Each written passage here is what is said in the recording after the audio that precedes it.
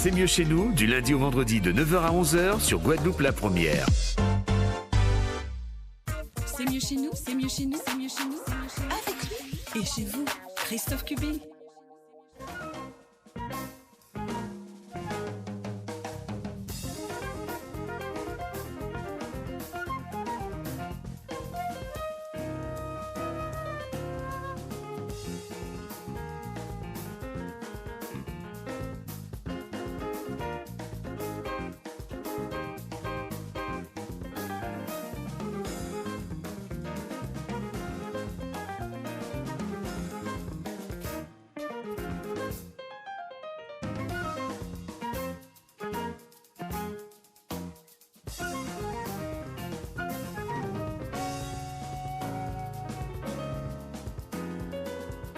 CMCN, c'est mieux chez nous. CMCN et la consommation. Enfin, entendons-nous par consommation. Aujourd'hui, jeudi santé. Et quand je parle de consommer, c'est consommer toutes ces substances qui nous rendent accros.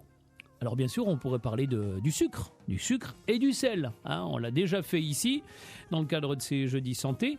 Mais ce matin, et à l'approche du 31 mai, c'est jeudi prochain, date de la journée mondiale sans tabac, on va parler de cette ou ce clope qui rend addictif de nombreuses personnes.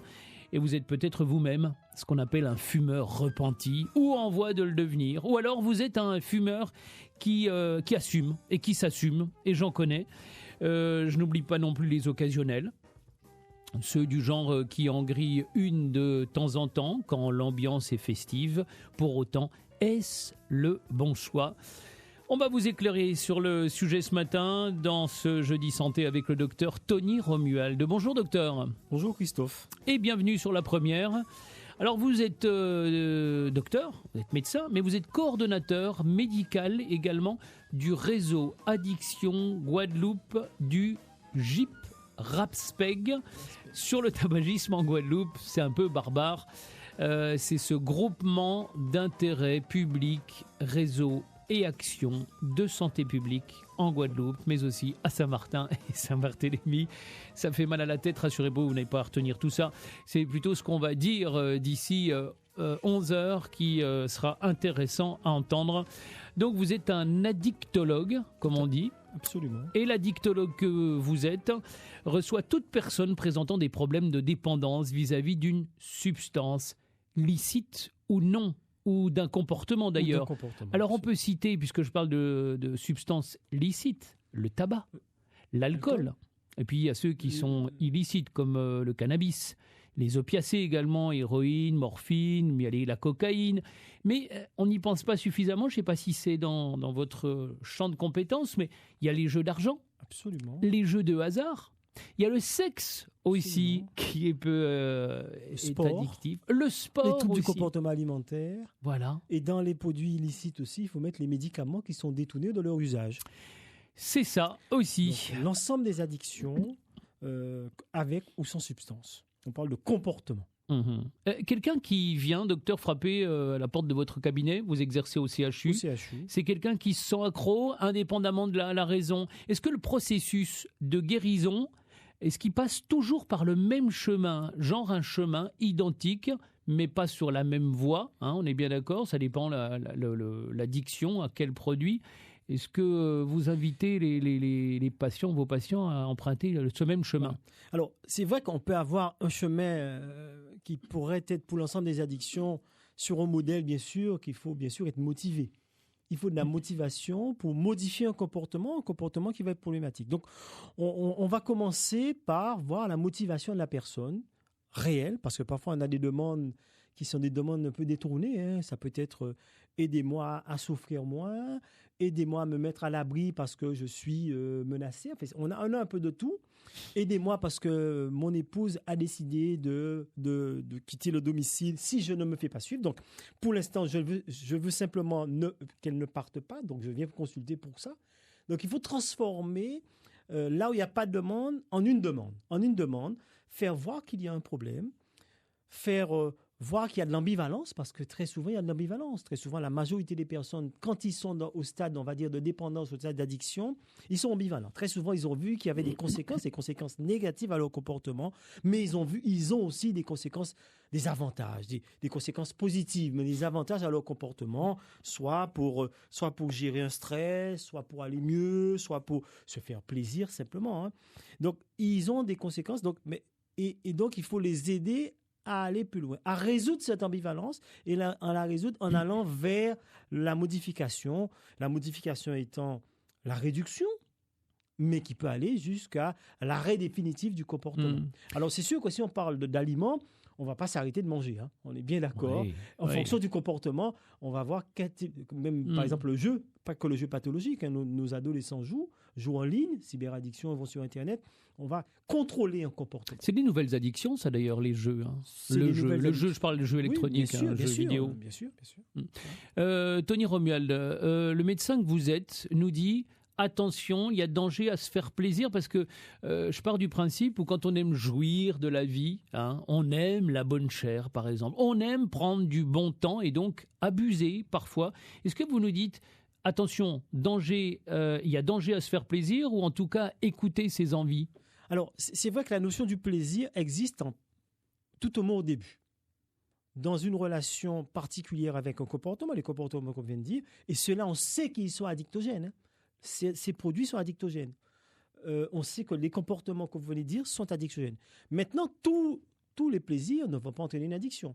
C'est parce que le produit et le comportement est addictogène qui va d'abord générer du plaisir, et on sait que le plaisir va être le moteur pour répéter un comportement, qui va bien sûr être le moteur du coup de l'addiction. Donc attention, surtout des personnes qui vont utiliser ce comportement unique, parfois qui va être exclusif, qui va être excluant. Ça veut dire, si on est sur le tabac ou sur l'alcool, ben, on va fumer beaucoup, on va pas prendre du plaisir ailleurs. Donc, on va être dans un unique plaisir. Et donc, ça va renforcer la question de la dépendance secondairement. Pour autant, il y a certaines addictologies. Si on fait référence au tabac, on va revenir parce que c'est le 31 mai, c'est jeudi prochain, la journée mondiale sans tabac. Et l'alcool, ça, c'est deux drogues licites. On les considère comme des drogues douces. Hein, mais pourtant, c'est des vraies drogues dures. Alors, je crois qu'il faut le mot douce. Alors, on peut le mettre pour d'autres choses. Il n'y a pas de drogue douce. Oui. Et d'ailleurs, s'il fallait vraiment l'utiliser, ce ne serait pas pour l'alcool et le tabac. Parce que le tabac est l'une des addictions les plus fortes qui se rapproche beaucoup de la cocaïne et de l'héroïne. Troisième addiction, loin devant l'alcool déjà et loin devant le cannabis. Mais en même temps, il n'y a pas d'addiction douce parce que l'addiction ne dépend pas du comportement, va dépendre de la personne et de la relation, de ce qu'elle cherche, de ce qu'elle cherche à soigner, ce qu'elle cherche à soulager. Et parfois, on a une relation parfois qui est tellement importante qu'on a du mal à faire modifier les choses. Donc, l'addiction va dépendre d'abord de la personne, pas simplement du produit ou du comportement. Oui. Si je considère ce que vous venez de me dire, docteur, c'est que l'État est le dealer en matière de... Parce que si on considère que c'est une addiction forte, le tabac et l'alcool, et devant largement donc le tabac, c'est bien dans les bureaux de tabac qu'on achète le tabac. Donc c'est notre dealer, celui qui fume, c'est donc... Mais on pourrait se dire pareil d'un aliment, du coup. On est bien sur l'idée que c'est un comportement volontaire. On n'oblige personne d'ailleurs à fumer, on n'oblige personne à boire. La personne décide de boire volontairement. Et même quand certaines personnes, on peut dire, on m'a mis dedans, c'est un comportement volontaire. Et quand je prends un produit, je sais ce que je recherche. Même parfois, quand je ne sais pas ce que ça va donner à côté. Je recherche quelque chose. Je recherche une sensation. Je recherche un soulagement. Je recherche du plaisir. Je recherche un contrôle de quelque chose. Donc, c'est un comportement volontaire. Ouais. En revanche, en fonction de l'addiction, c'est pas forcément excluant. Quelqu'un qui est dehors, par exemple, qui fume sa cigarette, il parle avec vous. Oui, bien sûr. Bon, il s'exclut pas. On continue de parler de la même façon. Quelqu'un qui boit son verre aussi, peut-être un peu trop souvent, c'est pas forcément excluant. Il y a peut-être après des degrés. Quand je dis excluant, ça signifie en fait que quand on boit, si on prend l'exemple de boire, on va avoir tout de suite fumé à côté. Quand on boit, on va quand même faire en sorte d'avoir autour de soi des personnes qui boivent. Parce qu'on va être un peu visible. Et surtout, si on boit un peu C'est sûr, excessivement, il Oui. vaut mieux être avec des personnes qui boivent un peu. Qui boivent autant que donc vous. on va exclure les personnes qui ne boivent pas. Oui. Et on va se faire des soirées, on va jouer aussi des jeux un peu plus anciens. On parlait de jeux vidéo, mais l'autre domino, on peut jouer à d'autres jeux où on va boire. Mhm. Le tabac, il est excluant parce que vous savez que maintenant la loi dit ne pas fumer dans les lieux publics. La personne qui est à côté peut faire en sorte qu'on ait une amende parce qu'il y a des lieux où on ne doit pas fumer. Donc, il faut aussi, donc ça veut dire qu'on va exclure, à certains moments, on va s'exclure de certaines situations où on a besoin de fumer et où il est interdit de fumer. Mhm. Donc, le côté un peu excluant, c'est dans ce sens-là. Mais c'est vrai que quelqu'un qui a une addiction va quand même être surtout si c'est une addiction qu'on peut partager, va être avec des personnes qui partagent. Si boire, bien sûr qu'on peut boire seul, mais très souvent on peut boire aussi entre amis, boire entre collègues, etc. Et on va favoriser plutôt ça plutôt que de boire seul.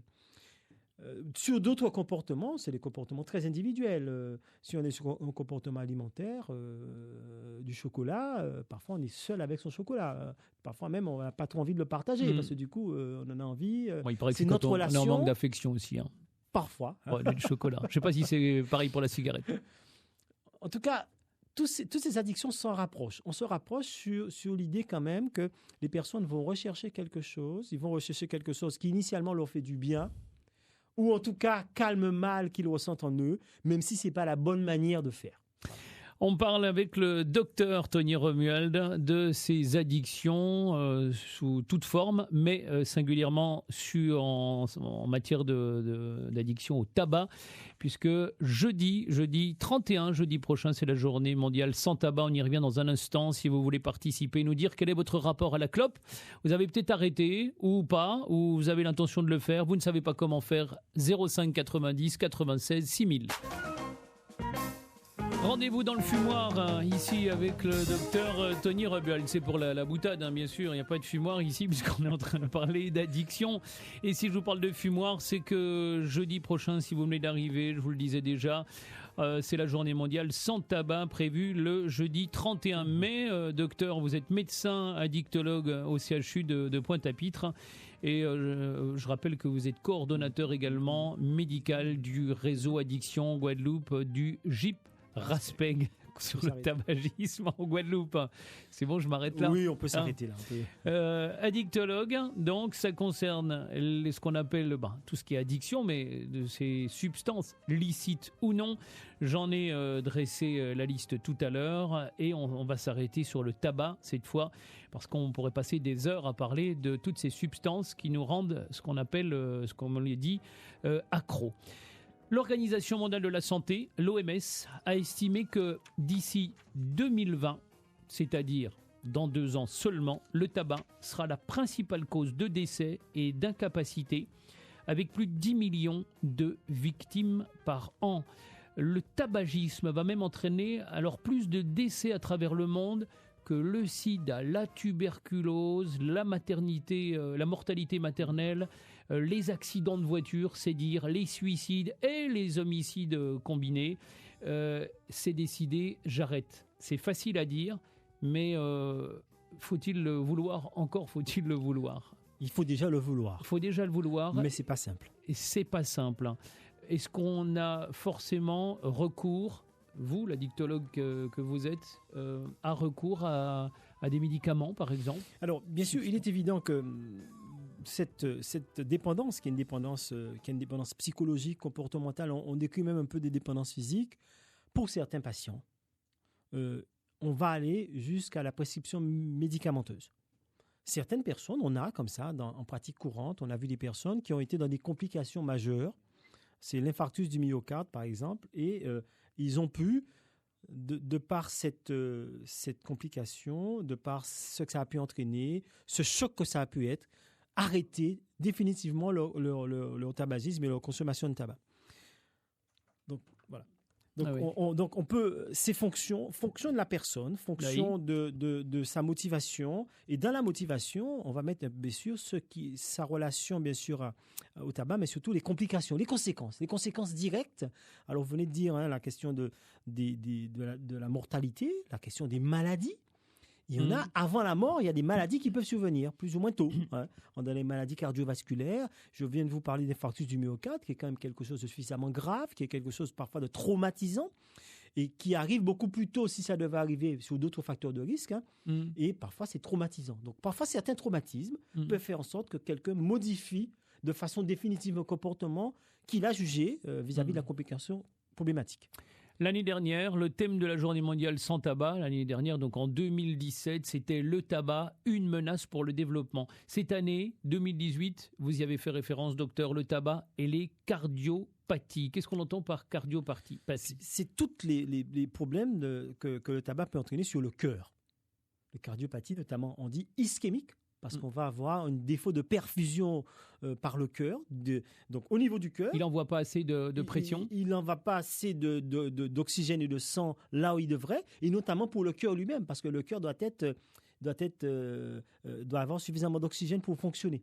Mais il en va de même que pour tous les organes. Et donc, à côté des cardiopathies, on a tout ce qui est vasculaire à côté. Et donc, ischémique veut dire infarctus du myocarde, veut dire angor, veut dire, et le plus important, bien sûr, c'est l'infarctus du myocarde. C'est la destruction d'une paroi du muscle cardiaque, qui est un muscle qui doit fonctionner pour permettre au cœur d'aller irriguer tout le corps. La plupart du temps, ces maladies cardiovasculaires, elles sont irréversibles ? Alors, quand on a un infarctus, quand il est avéré, il est là, quoi, en fait. Alors, bien sûr, on va toujours l'hypertension, essayer... par exemple, l'hypertension, si on fait de l'hypertension. Alors, l'hypertension devient, comme le tabac, est un facteur de risque. On peut avoir une cardiopathie hypertensive, mais l'hypertension devient un facteur de risque pour la cardiopathie ischémique parce qu'on va avoir le dépôt une sténose, qu'on appelle ça comme ça, une diminution du calibre des artères qui vont irriguer le cœur lui-même.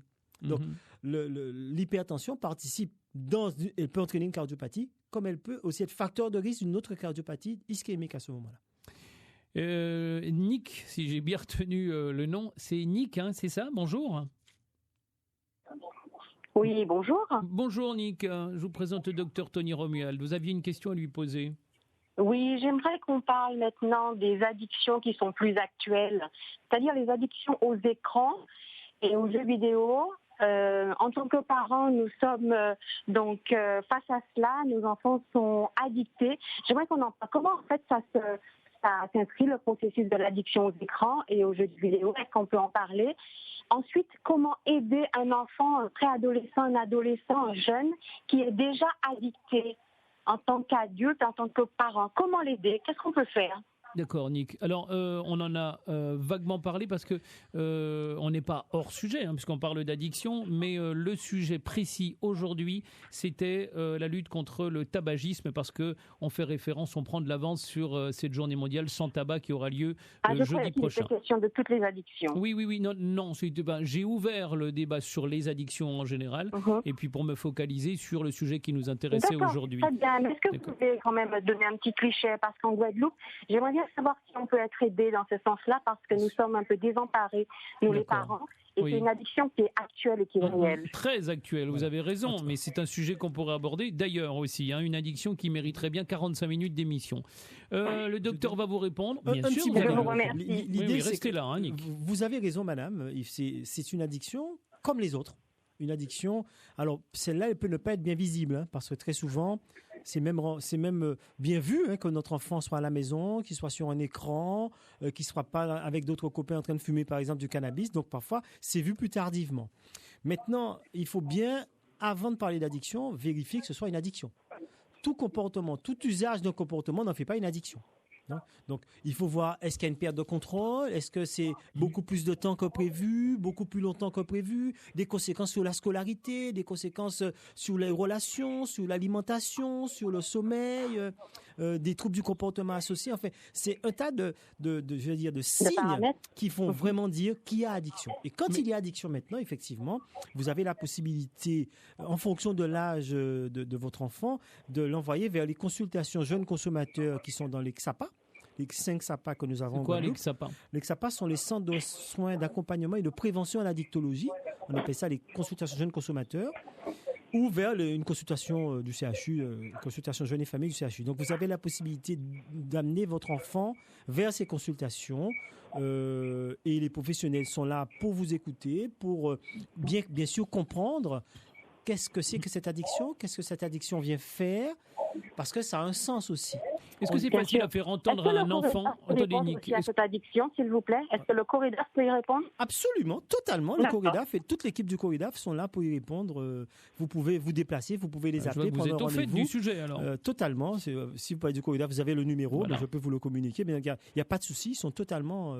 C'est de leur choix, de leur champ de compétences. Voilà. Nick, très bien. Merci pour. On aura fait une petite parenthèse grâce à vous. Merci beaucoup, Nick. Au revoir. Au revoir. Avant de retrouver Josette et revenir sur ce sujet, c'est-à-dire la journée sans tabac et se débarrasser du tabac, que vous soyez un fumeur repenti ou peut-être en voie de l'être. On parlait de l'enfant qui est addict, par exemple, au jeu. Est-ce qu'il est important déjà pour commencer un travail justement là-dessus? L'addictologue que vous êtes, Tony Romuald, doit forcément faire prendre conscience à l'enfant qu'il y a un problème. Bien sûr. Ça commence par là. Mais on va faire prendre conscience. Avant de faire ça, il faut bien sûr une bonne alliance thérapeutique. Il faut une alliance. Parfois, il se peut, alors, notamment dans les familles, il se peut qu'il y ait peut-être un comportement qui est d'emblée un peu de la répression, un peu d'emblée, on va interdire, on va interdire certaines choses, on va interdire le jeu, on peut compliquer la situation. L'idée, c'est bien sûr, quand il y a addiction, l'addiction a un sens dans la vie de ces adolescents. Donc, bien comprendre quel est le lien avec la famille, parce que du coup, on a un adolescent qui a une famille, qui est entouré, qui est dans une relation particulière dans cette famille. Et qu'est-ce que cette addiction vient faire du coup dans cette famille-là aussi? Donc, il faut bien sûr passer par le stade de faire voir qu'il y a un problème, comme tout à l'heure, comme pour le tabac. Il y a un problème.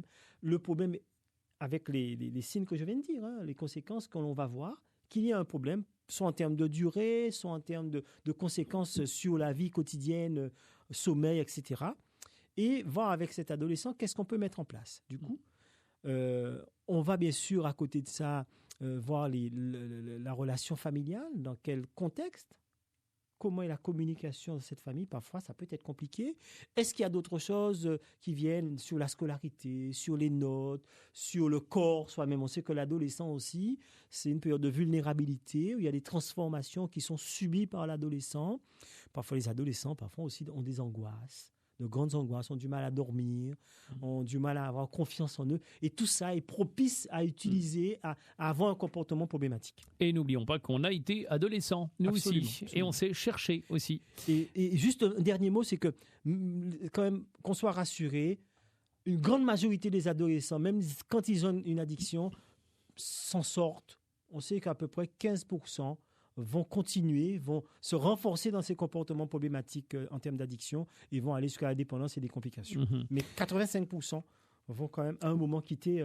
Oui, ça fait du domaine c'est du domaine de l'expérience. Forcément, on tente des expériences quand on est ado. C'est pas quand on a 50 ans qu'on tente des expérimentations. Allez, on revient sur notre sujet, un sujet qui concerne la cigarette. Et Josette est une ex-fumeuse. Bonjour Josette. Bonjour. Bonjour, je vous présente docteur Tony Romuald. Est-ce que vous vouliez nous parler, faire partager votre expérience?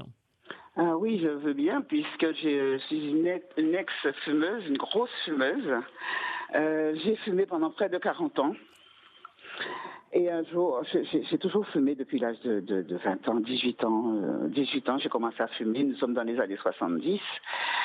À cette époque-là, personne ne vient vous dire que le tabac, c'est mauvais pour la santé. Oui, en termes d'image, c'est pas bien. Je me rappelle de mes parents m'interdisant le tabac. Mais on ne parlait pas des conséquences du tabagisme sur la santé à ce point-là. On ne le savait pas en tous les cas. Et puis la communication était ce qu'elle était à l'époque. Donc j'ai fumé. Écoutez, j'ai 2 enfants. Je suis un petit peu gênée de le dire, mais j'ai fumé pendant mes 2 grossesses. Je n'arrivais pas à m'arrêter. J'ai toujours voulu, après 10 années de tabagisme, je me rendais compte à cette époque-là, je vivais à Paris, on commençait à parler un peu des dégâts du tabac et je me rendais compte qu'il fallait que je m'arrête. Alors j'ai tout essayé. J'ai essayé l'acupuncture, j'ai essayé l'arrêt brutal, j'ai essayé l'arrêt avec les filtres, j'ai tout essayé. Mais ça ne marchait pas détermination. parce que Ça pourtant ne vous marchait aviez la pas. volonté, mais J'avais c'est la volonté, preuve parce que que je viens d'entendre quelque chose qui m'a fait réagir, c'est que je viens de comprendre, je viens d'entendre que le tabac est une drogue très dure, ça je le savais, mais qu'on la situe même avant l'héroïne. Mhm. Ou même au niveau, pas de l'héroïne, de la cocaïne. Cocaïne, ouais. Voilà. Et là, mais je comprends, enfin, je savais que c'était difficile, mais c'est pour vous dire que c'est quelque chose qui est extrêmement difficile d'arrêter de fumer. Même si vous êtes déterminé, c'est extrêmement difficile d'arrêter de fumer.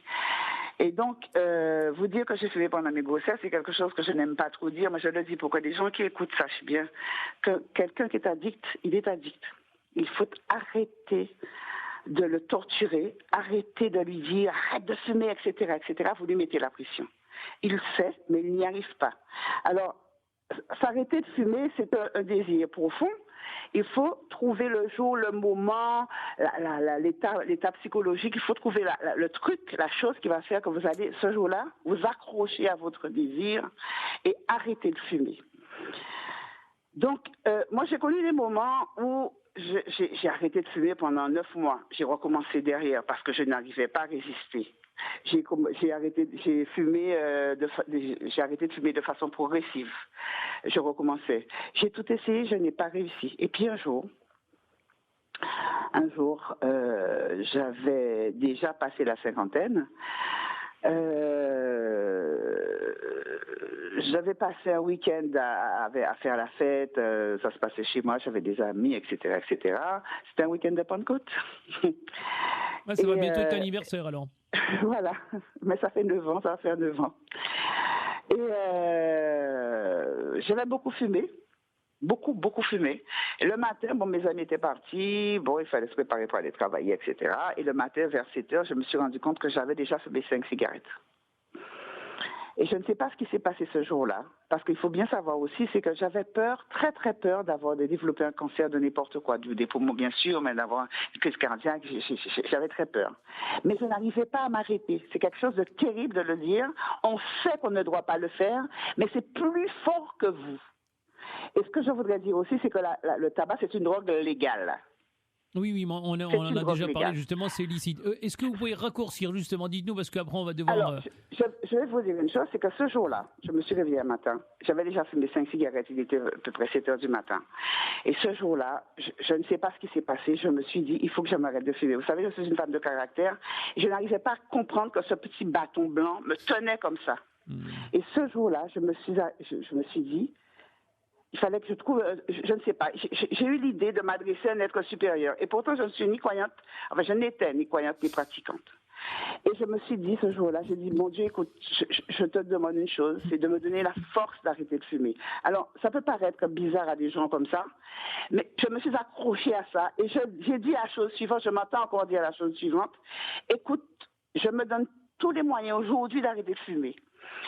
Et si jamais je recommence à fumer plus tard, je te donne le droit et l'autorisation de me donner n'importe quel cancer. C'est cette chose-là qui m'a tenue pendant des jours. Et ça vous tient toujours depuis 9 ans maintenant. Oui, mais non, c'est fini parce que... Alors, le conseil que je voudrais donner... Brièvement, on va abréger. Le conseil que je voudrais donner aux gens qui vont arrêter de fumer, c'est passer à autre chose. C'est-à-dire, au moment où vous arrêtez de fumer, il y a des accompagnants, etc. Mais il y a votre volonté. C'est-à-dire, il faut résister quand on a envie de fumer à ce moment-là. Il faut résister 15, 30 secondes, passer à autre chose, penser à autre chose, boire un verre d'eau, faire autre chose. Et vous verrez quand vous aurez gagné 1 heure, vous aurez gagné la journée, vous aurez gagné le lendemain, après une semaine, et ainsi de suite. Et puis pensez aux vœux que vous avez faits pour essayer d'arrêter de fumer. Mais autre chose, je voudrais dire aux gens qui entourent les fumeurs, s'il vous plaît, laissez-les. Oui, pas de persécution. Parce que, vous leur mettez une pression terrible, ils fument 2 fois plus derrière. D'accord. Voilà. Merci beaucoup, Josette. Merci pour l'émission. Bravo. Voilà, merci. Continuez comme ça. Allez, au revoir. On fait de ça très prochainement, ces 9 années d'arrêt et de cigarettes. Voilà une belle expérience. Belle expérience, en tout cas, un beau témoignage, celui de Josette, docteur. Elle a dit qu'elle avait tout essayé. Il y a l'acupuncture, il y a l'homéopathie, la sophrologie. Et là, je voudrais m'arrêter avec vous, docteur, puisque vous êtes addictologue. Est-ce que la vapoteuse, on appelle ça comme ça, non ? Les cigarettes électroniques. Je sais pas. Oui, non, mais il y a la cigarette électronique et puis il y a on vapote. Oui, Hein, c'est ça. Il y a deux choses différentes. Bon, bref, ces moyens alternatifs pour arrêter. Est-ce que c'est efficace? Est-ce que vous le conseillez ou pas? Alors, il est clair que si on avait une sorte de baguette magique, un médicament miracle qui guérissait, comme lorsqu'on a une infection ORL qui passait, on n'en serait pas là. C'est donc bien que c'est très difficile, Oui. ça dépend encore une fois de la personne. À certains moments, il y a des personnes qui vont s'arrêter sans rien, d'autres qui vont nécessiter des médicaments qu'on appelle les traitements de substitution, mais il y a un traitement aussi qui est un nouveau traitement qui est pas si nouveau que ça, mais en tout cas qui va diminuer l'envie, la varinécline. Il y a 3 médicaments au total, traitement substitutif, varinécline et le Ziban. Et puis, on va utiliser la sophrologie. Il y a des personnes qui, parfois, même avec ces traitements-là, ne vont pas pouvoir s'arrêter, ne vont pas pouvoir se sevrer. Et puis, parfois, ils vont recommencer. Et puis, un jour, comme elle a dit, des techniques, mais c'est des petites techniques, c'est que on prend conscience, on regarde un peu les conséquences, on met dans une balance. Vous savez, on met dans une balance, d'un côté, ce qu'on attend de la cigarette et d'un côté, les conséquences. Et on voit que ça pèse de plus en plus d'un côté, de plus en plus, et puis on a la crainte, et cette Josette, je crois que c'est Josette, a bien dit, cette crainte du cancer. Quand on a déjà fumé depuis plus de 20 ans, plus de 30 ans, on se dit, est-ce que je n'ai pas qu'est-ce qui peut se passer? Puisque parfois on voit des gens autour de soi qui ont eu des cancers pulmonaires, des cancers du col, de l'utérus, des cancers de la vessie, des cancers des voies auditives supérieures, liés au tabac, du coup, qu'est-ce qui ferait que moi je n'ai pas? Et donc, c'est tout ça qu'on va mettre dans la balance. Et puis les petits outils qu'elle a donnés là, c'est l'envie. Résister à l'envie. L'envie dure 30 secondes, 1 minute, pas plus. Donc, chaque fois qu'on a résisté, on a montré maintenant à notre cerveau. Notre cerveau, c'est cet organe magnifique et dans lequel il y a ce qu'on appelle le système de récompense, le système du plaisir. Et ce système de récompense, c'est lui, chaque fois qu'on prend une cigarette, il sécrète beaucoup plus de dopamine et qui fait qu'on reste dans la dépendance. Donc, on va montrer à notre cerveau que c'est possible. Et chaque fois qu'on a passé une cigarette en moins, 2 cigarettes en moins, un paquet en moins, une journée en moins, on a commencé à reformater notre cerveau, à accepter de ne plus vouloir. Parce que notre cerveau, parfois, il veut. Vous savez, on a une situation, on fume, dans laquelle on fume. La situation fait qu'on a envie de fumer. On a quelqu'un avec qui on a l'habitude de fumer, voir la personne nous donne envie de fumer. Si on a l'habitude de fumer avec du café, prendre un café nous donne envie de fumer. Oui, c'est l'association alcool, tabac, café, tabac. Un excitant, en fait, amène un autre excitant. C'est la mémorisation de tout ce qui se passe. Notre cerveau a tout enregistré qui fait que finalement, ça amène à consommer. En fait. On dit qu'il y a combien? 4000 substances 4000 substances différentes. Dans une clope? Dans une cigarette. Ouais. Et le plus addictif dans la cigarette, c'est quoi? C'est la nicotine? La nicotine, c'est le produit qui rend dépendant. Mais bien sûr, qui va rendre la dépendance. Donc, c'est pour ça qu'on met des traitements substitutifs à base de nicotine. Mais dans le tabac, bien sûr, il y a les goudrons, il y a les produits très toxiques, il y a les monoxydes de carbone et tout ça, c'est là qui va entraîner les cancers et les pathologies cardiovasculaires du coup. Une information que vous n'avez peut-être pas, docteur, parce que c'est tombé hier, je suis tombé dessus, et je ne sais pas si c'est un lien avec, ou c'est justement une coïncidence de calendrier, mais donc on a appris hier que des patchs anti-tabac remboursés par la Sécu à partir de dimanche, donc à partir de dimanche, après la gomme à mâcher nicotine EG, bon, je ne connais pas, prise en charge par la Sécu depuis le 28 mars, c'est le patch Nicorette Skin qui a été inscrit au remboursement par un arrêté, donc justement, de Agnès Buzyn, qui est la ministre de la Santé. En tout cas, on arrive vers une cohérence. On ne peut pas parler de tabac avec des tas de conséquences, parce qu'un tiers des cancers, le tabac et l'alcool associé, mais le tabac, c'est 25% de cancer. Le tabac est responsable de 25% de cancer. On ne peut pas se dire qu'il y a un produit pour lequel, effectivement, c'est un comportement volontaire avec autant de conséquences, autant de maladies, en se disant que les personnes doivent payer leur traitement de substitution, doivent payer les patchs ou la varinécline. Donc, on est maintenant dans une cohérence réelle parce qu'il faut les aider, ces personnes, et ce n'est pas en leur disant « achetez vos produits » qu'on va les aider. D'accord ? Donc vraiment, c'est une vraie cohérence. Je suis très content d'entendre que de plus en plus, on commence à aller vers une cohérence exactement. dans ces pathologies. Le docteur Tony Romuald nous parle d'addictologie. Il est bien placé pour en parler. Il est lui-même addictologue. Je n'ai pas dit qu'il était lui-même addict. À tout de suite. Si vous voulez intervenir, il vous reste vraiment très peu de temps. Camoniok, portrait à l'agriculture Guadeloupe. J'aimerais bien m'installer comme beaucoup de jeunes. J'ai carrément proscrit les engrais phytochimiques de l'exploitation. Elle a regroupé canne pour moi puis ça fait jus. Camoniok tous les samedis à 6h15 et à 1h15. L'applique a tombé, on peut pas ni labourer, ni planter, ni faire rien. C'est vraiment difficile en ce moment d'avoir des poids d'Angole parce qu'il y a une maladie qui mange les racines. Dans les équipes de récolte, on a les coupeurs qui ont l'expérience pour reconnaître la maturité d'un melon. Camoniok, Eve Josiane Champion, si la première. Zopé aussi coûter si Internet. Ensemble, ouvrons l'encyclopédie de la musique black. Urban Soul. Urban Soul, votre émission Black Music, c'est tous les dimanches, 17h-20h sur la première. Urban Soul, groove attitude garantie. Urban Soul, votre émission musicale présentée par Christine Moutoussamy. Urban Soul. Et n'oubliez pas, en première heure, Urban Soul, c'est toute la scène locale urbaine. Urban Soul. Le vendredi, entre 15h et 18h, Guadeloupe la première vous propose de rencontrer les associations, les institutions et les personnes qui font l'actualité durant le week-end à venir. Vous aussi, partagez ces bons moments avec ceux qui font battre le cœur de notre Guadeloupe. Asso en toute sauce, un moment d'échange, de partage et de rendez-vous en compagnie de Pat chaque vendredi entre 15h et 18h sur votre radio Guadeloupe la première. Alors que nous promo. Rendez-vous vendredi.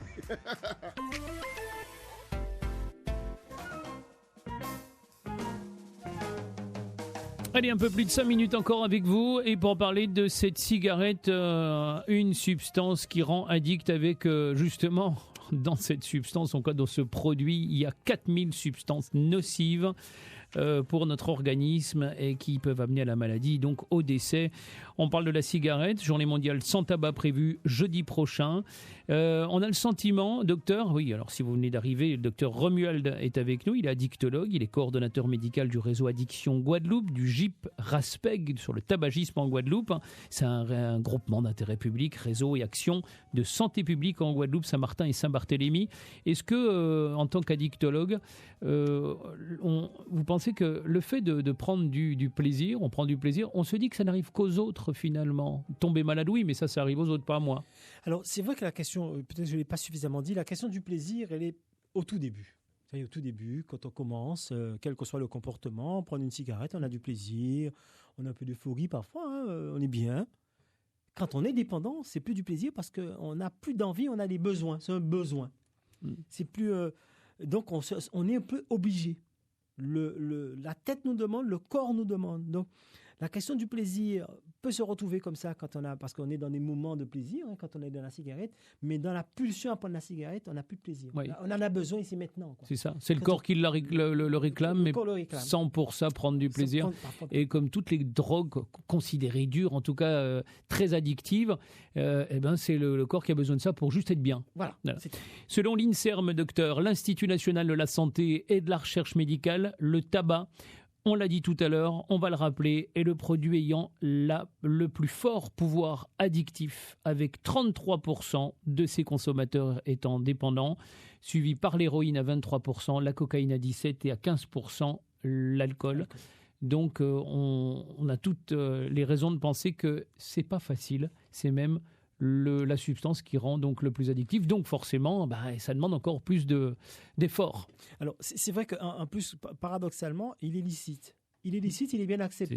Il n'entraîne pas de comportement particulier. Quand vous avez bu excessivement, vous êtes dans un état, on va dire, d'ivresse, vous avez un comportement qui s'est modifié, qui va gêner les autres ou qui va gêner votre santé. Quand vous avez fumé, vous n'avez pas de comportement gênant. Du coup. Vous fumez 30 cigarettes dans la journée, vous n'avez pas de comportement qui va poser problème. Vous pouvez fumer 2 paquets. Vous sentez de la bouche. Vous sentez de la bouche simplement. Pas très vous agréable. aurez un peu enfumé si c'est le même l'espace, mais ça ne va pas modifier un comportement du coup. Et donc celui-là fait en sorte qu'il va être accepté plus facilement.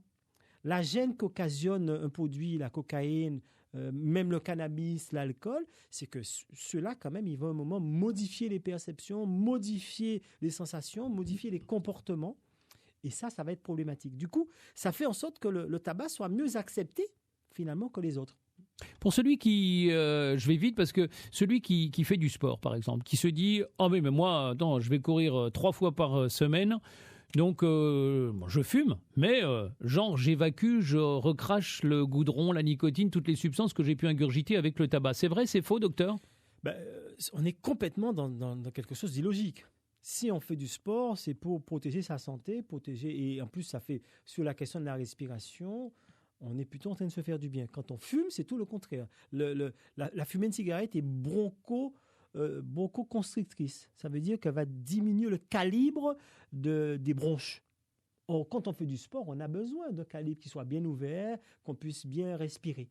Donc ça va, c'est illogique, ça n'a pas de sens. Et même tout sportif, aujourd'hui, devrait plutôt dans l'effet inverse, ne pas prendre une seule cigarette, parce qu'une seule cigarette, c'est déjà se mettre dans des produits du goudron qui vont se mettre. On sait par exemple que dans la cigarette, il y a des produits qui vont paralyser les cils alvéolaires.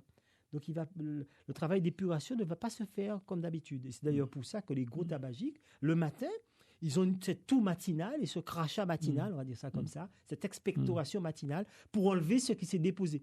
Parce que le travail d'épuration ne se fait pas normalement. Celui qui fume depuis plusieurs dizaines d'années, est-ce que s'il s'arrête, combien de temps faut-il et peut-il retrouver est-ce que son corps peut-il se réparer? Tout à fait. C'est vrai. Ça peut Il est aller jusqu'à résilient, un le an. corps, justement. Absolument. Alors, bien sûr, quand il n'a pas de cancer encore, quand il n'a pas de bronchite chronique, parce que maintenant, quand on a déjà une bronchite chronique, on l'a du coup. Donc, on est dans une inflammation chronique. Quand on ne l'a pas encore, on peut retrouver la fonction normale. Ça va prendre plusieurs mois, voire en termes d'années. On peut revenir aux mêmes facteurs que ceux qui n'ont pas fumé. Ouais. Voilà. Mais il ne faut pas qu'on soit déjà à un stade d'une maladie qui soit déjà là.